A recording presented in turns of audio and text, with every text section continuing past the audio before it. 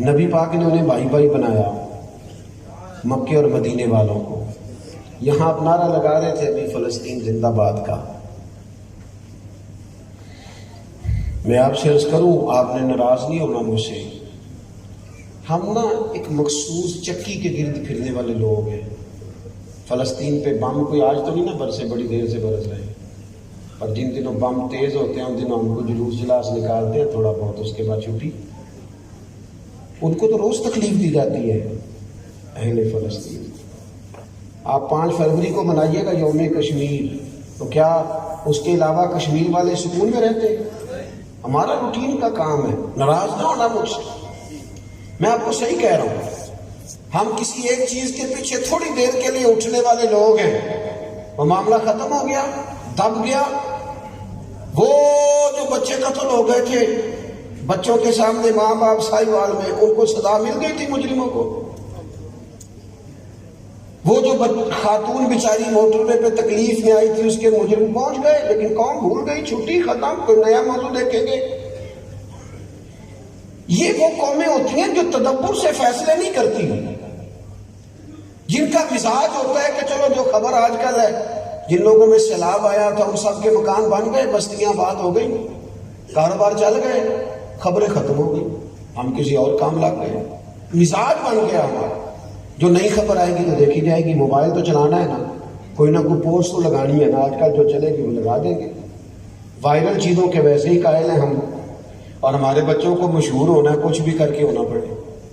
وہ سمجھتے نہیں یہ میری تہذیب کے خلاف ہے، میری وفاداری کے خلاف ہے جو میں کر رہا ہوں، مجھے کوئی غیر سنجیدہ حرکت نہیں کرنی چاہیے۔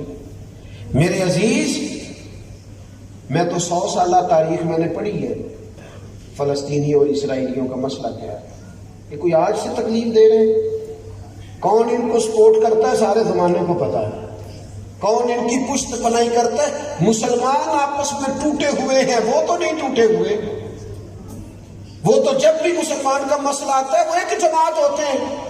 تو بکھرا ہوا ہے، تو ٹوٹا ہوا ہے، تو گلی محلے سے لے کر عالمی سطح تک کسی کا ذہن کسی سے نہیں ملتا۔ ہمارے مزاج ہی نہیں ہے، ہم ذاتی مفادات سوچنے والے لوگ بن گئے، اللہ ماشاءاللہ۔ وہ نظریاتی زندگی، وہ قومی سوچیں۔ مجھے بتاؤ، بدر میں جو 14 صحابہ شہید ہوئے تھے، آپ کو ان کے نام آتے؟ جو 70 لوگ احد میں شہید ہوئے تھے، ان کے نام آتے؟ کیوں نہیں آتے؟ اس لیے کہ انہوں نے نام بنایا نہیں، انہوں نے کام کیا، انہوں نے دین کو خون دیا ہے۔ انہوں نے نہیں کہا ہمارے نام پہ روڈ کا نام رکھنا، تختیاں لگانا، فلاں، وہ تو جان دے گئے۔ جو 72 کربلا میں شہید ہوئے، آپ کو سب کے نام آتے؟ لیکن ہم میں سے تو ہر بندے کو نام چاہیے۔ پہلے تختی لگاؤ، پہلے فوٹو کھینچو، پہلے اس کا نام لکھو مسجد کی ٹائل پہ، پہلے اسے لیڈر مانو، اس کے بعد چلو۔ لیکن ان لوگوں نے کام کیا ہے، نام۔ اعلیٰ حضرت کہتے ہیں بے نشانوں کا نشان مٹتا نہیں، اور تیرا مٹتے مٹتے بھی نام ہو ہی جائے گا، لیکن تم مٹ تو صحیح اللہ رسول کی بارگاہ میں۔ میرے عزیز، یاد رکھیے گا، نبی پاک علیہ السلام نے ایک انقلاب برپا کیا، انقلاب۔ حضور نے فرمایا مومن بھائی بھائی ہیں آپس میں۔ تو آج بھی لوگ کہتے ہیں مومن بھائی بھائی ہیں، کون سا کام ہے بھائیوں والا؟ کسی کی دکان کے سامنے ایک مسلمان کی دکان پڑتی ہے تو اسے چاہیے نا اس کو سپورٹ کرے، اسے طریقہ بتائے مارکیٹ میں، وہ تو سازش کرتا ہے اس کے خلاف، وہ تو تیزی دکھاتا ہے۔ مومن کی شان ہے۔ میں یہاں آیا ہوں، آپ حضرات میرے سے کوئی بات سننا چاہتے ہیں، اگر میں وہ بات کیے بغیر چلا جاؤں گا تو آپ محسوس کریں گے کہ جس کام کے لیے ہم سر جمع ہوئے تھے وہ کام نہیں ہوا۔ اور جب میں آیا ہوں تو میرا مقصد بھی یہ ہے،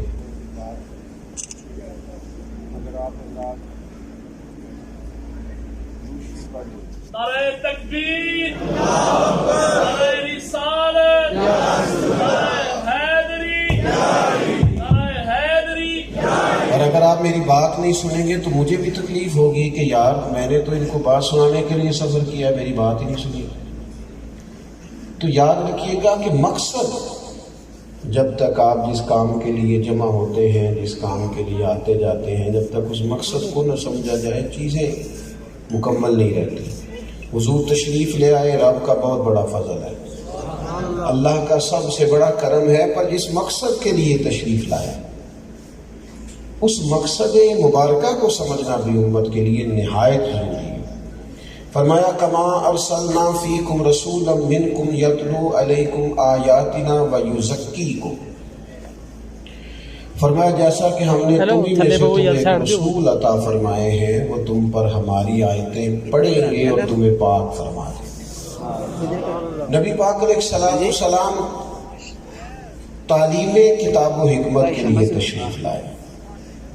حضور علیہ الصلوۃ والسلام صحیفہ انقلاب قرآن ساتھ لائے، اور نبی پاک علیہ السلام نے اس قرآن کی تعلیم کے ذریعے تزکیہ کیا لوگوں کا اور لوگوں کو پاک فرمایا. یہ بات سمجھ لیجئے کہ نبی پاک علیہ السلام کی دنیا میں تشریف آوری ایک انقلاب کا نام ہے. جو میلاد شریف ہم مناتے ہیں نا، اب تو خیر رنگ ہی بالکل بدل دیا گیا ہے. چند لوگ مل کے بیٹھیں گے، نعتیں پڑھیں گے، نعرے لگائیں گے، ایک واز ہوگا، چلے جائیں گے. ورنہ میلاد ایک انقلاب کا نام ہے. جب آپ میلاد شریف کا لفظ بیان کرتے ہیں تو ایک تاریخ پوری آپ اس کو تبدیل ہوتا ہوا بیان کرتے ہیں. یعنی میلاد سے پہلے بیٹی کو لوگ دفن کرتے تھے. یہ معمولی بات نہیں ہے کہ بیٹیاں زندہ دفن ہوتی.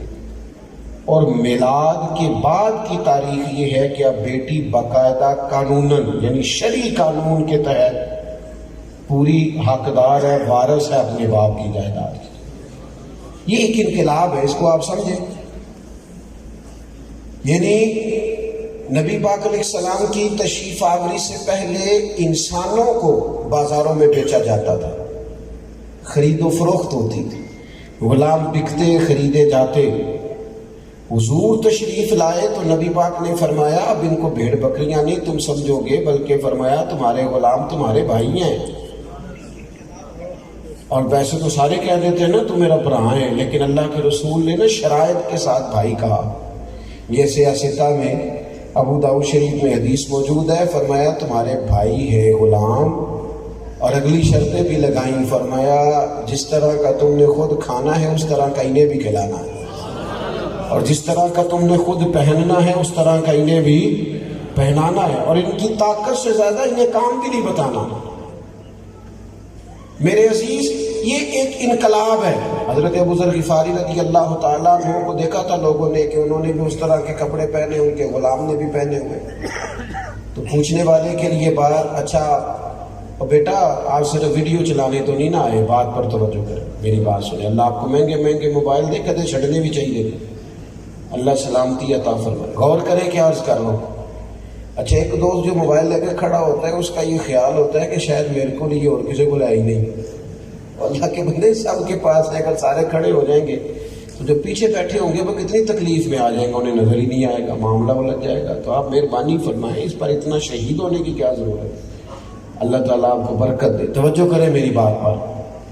عزیز دوست، آج جو لوگ بہت زیادہ بات کرتے ہیں نا انسانی حقوق کی اور غریبوں کو حق دینے کی، ان بیچاروں کی اپنی حالت یہ ہوتی ہے کہ اگر ان کے پاس ڈرائیور رکھنے کے پیسے ہو نا گاڑی چلانے کے لیے، تو پھر وہ ڈرائیور کی ڈیوٹی لگاتے ہیں کہ چلانی بھی تو نے ہے، اور جب میں نے بیٹھنا تو دروازہ بھی تو نے بند کرنا ہے، اور جب میں نے اترنا ہے تو کھولنا بھی تو نے. اور بڑے بڑے سیانے لوگ، ان کا غلام، ان کا خادم، ان کا نوکر اس طرح کے کپڑے نہیں پہن سکتا جس طرح کے مالک پہنتا ہے. اور ہو سکتا ہے وہ پہنے تو اس کی تفتیش ہو جائے کہ تو ملازم ہو کے اس طرح کے کپڑے پہنتا ہے. چونکہ اس لیے کہ ہم نے تو میلاد بیان کیا ہے اور صحابہ نے عملاً اسے اپنایا ہے. حضرت ابو ذر غفاری رضی اللہ تعالیٰ عنہ نے بھی اسی طرح کا لباس پہنا ہوا تھا اور ان کے غلام نے بھی اسی طرح کا پہنا تھا. بڑی انوکھی بات، یہ آج بھی انوکھی ہے، یہ آج بھی انوکھی ہے. کیسے ہو سکتا ہے ملازم اس قیمت کے کپڑے پہنے جس قیمت کے کپڑے اس کا آفیسر پہنتا ہے؟ ممکن ہی نہیں. بڑی انوکھی بات تھی. لوگوں نے پوچھ لیا کہ جناب یہ کیا کمال ہوا کہ آپ کے اور غلام کے کپڑے کے جیسے ہی ہیں؟ تو فرمانے لگے میں نے ایک دفعہ ایک غلام کو ڈانٹ دیا تھا، محبوب نے سرزنش فرمائی تھی اور کہا تھا جس طرح کے خود پہننا اس طرح کے انہیں پہنانا. وہ دن اور آج کا دن میں جب بھی جوڑا خریدتا ہوں میرے غلام کا بھی اسی طرح کا ہی ہوتا ہے. اس انقلابی طبیعت کو سمجھے. دین کو بنا لیا گیا تبرک. برکت کے لیے گھر میں تلاوت کراؤ, برکت کے لیے دکان میں. اچھا مجھے بتاؤ, یہ جو دکان شروع کرنے سے پہلے بچوں سے پڑھائی کراتے ہیں, قرآن پاک پڑھواتے ہیں, کس لیے پڑھواتے ہیں؟ میرا خیال ہے اس لیے پڑھواتے ہوں گے کہ میں تجارت اس طرح کروں گا جس طرح قرآن پاک نے بتایا ہے. اس لیے پڑھواتے ہیں, پہلے پورا قرآن ختم کراتے ہیں نا جی. تو نیت تو یہ ہونی چاہیے نا, قرآن پڑھوا رہا ہوں اس طرح میں تجارت کروں گا جس طرح قرآن کہتا ہے. لیکن کتنا بڑا اپنے آپ کو دھوکہ دیتے ہو. یہ کہہ رہے ہو کہ میں قرآن پڑھاؤں برکت ہو جائے گی,